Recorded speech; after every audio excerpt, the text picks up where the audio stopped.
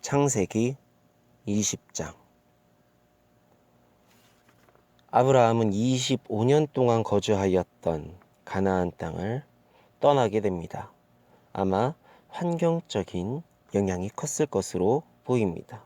먹고 살기 힘들어진 아브라함은 남방 가데스와 술 사이로 이주를 하는데요.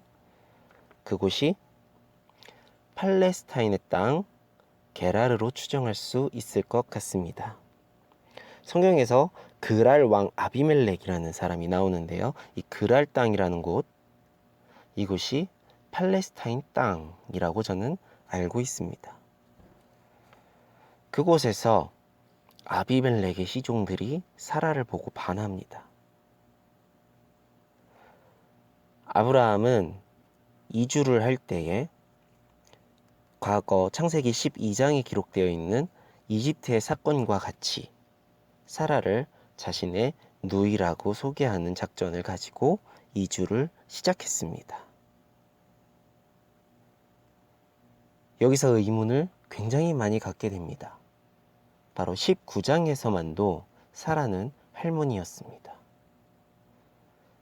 임신을 못하여서 자신의 여시종을 임신하게 만드는 그런 상태였습니다. 근데 임신은 젊었을 때부터 원래 불임이었습니다. 사라는. 근데 사라는 스스로 본인이 늙어서 하나님이 임신을 하게 된다라는 이야기 또한도 믿지 않았던 사람입니다. 이 나이에 어떻게 임신을 하는가라고 의문을 품었던 사람입니다. 그런 사라가 신하들이 보기에 아름다운 여자가 되어 있었고, 아비멜렉이 볼 때 첫눈에 반해버리는 그런 절세 미인이 되어 있었습니다.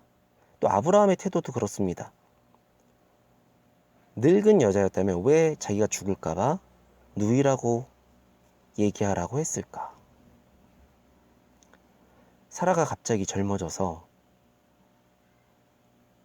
갑자기 더 조급해지지 않았을까? 하나님께서 사라가 임신을 하려면 다시 젊은 몸이 되어야 하고, 임신하고 아이를 기르려면 모유수유돼야 하니까 젊은 몸이 되어야 하기 때문에 사라를 다시 젊게 만드셨을까?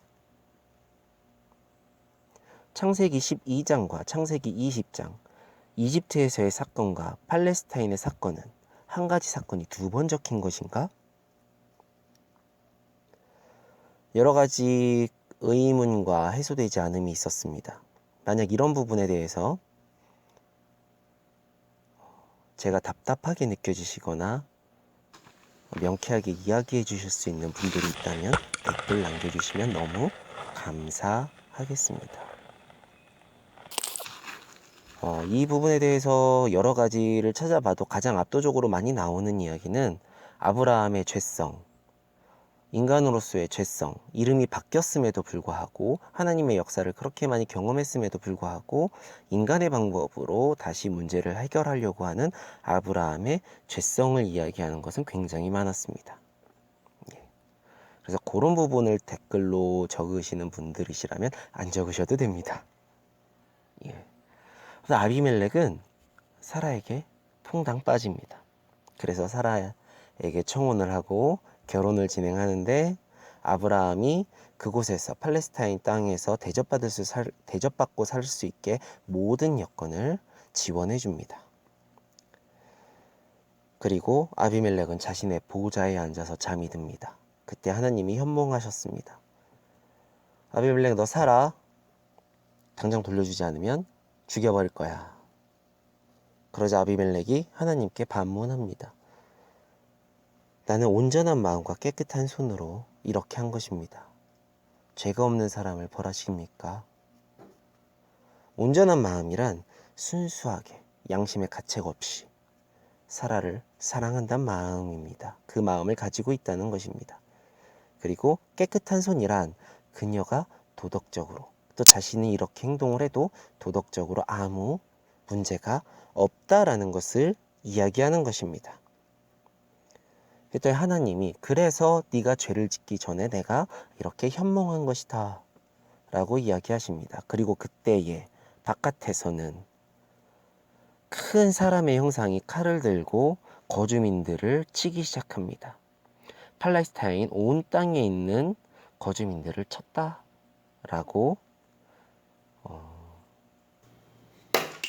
되어 있습니다. 성경에 나와 있지 않고요. 그리고 여성들이 불임을 하게 됩니다. 그러니까 이게 하루 저녁에 일어난 사건인가라는 의심을 해볼 수도 있겠습니다. 왜냐면 하루 저녁 여성들이 불임이 됐다라는 걸 이들이 어떻게 깨달았을까라는 생각이 들기 때문입니다. 다음날 아침 아비멜렉은 자신의 신하들과 회의를 합니다. 신하 중 한 사람이 예전에 이집트에서도 이와 같은 일이 있었습니다. 빨리 사라를 돌려보내십시오. 아비멜렉은 아브라함과 사라를 부릅니다. 그리고 아브라함에게 왜 나한테 이렇게 거짓말을 했느냐 하니까 아브라함이 거짓말 안 했다. 그녀는 나의 아내이지만 실제로 이복 동생이다, 누이다 라고 이야기를 합니다. 아비멜렉은 아브라함을 두둑히 챙겨주고, 그리고 이 부분에서 아비멜렉이 사라를 정말 사랑했다라는 것을 알 수 있는데, 파라오는 이랬다라는 표현이 없었던 것 같아요. 근데 이는 사라가 수치를 당하지 않도록 존귀하게, 사람들로 하여금 존귀하게 여김을 받을 수 있도록 선포하였습니다. 하나님의 이야기, 그날 밤 우리 팔레스타인 백성들이 겪었던 그 모든 일들에 대해서 하나님이 하신 것이라는 것을 백성들에게 선포하였습니다. 그래서 사라가 존귀한 대접을 받으면서 나올 수 있도록 배려하여 주었습니다. 그래서 아브라함은 이렇게 해서 두 번째 재산을 챙기는 일을 또 반복하였습니다.